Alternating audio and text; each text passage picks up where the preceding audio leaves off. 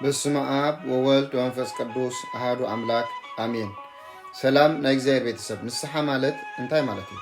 ንስሐ ማለት ብቀሊል ናይ ቃላት ምቅያር ጥራይ ዝፍጸም ዘይኮነስ ካብ ሕማቅ መንገዲ ተመሊስካ ብልብኻ ፈጺምካ ናብ እግዚአብሔር ምምላስ ማለት እዩ።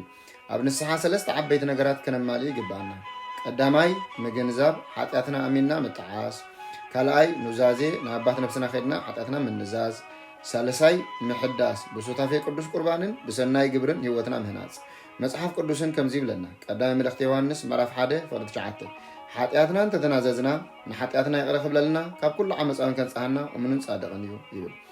ንስሐ ጾርና ኣውሪድና ሰላምን ዕረፍትን እንረኽበሉ ናይ እግዚአብሔር ዓብይ ህያብ እዩ።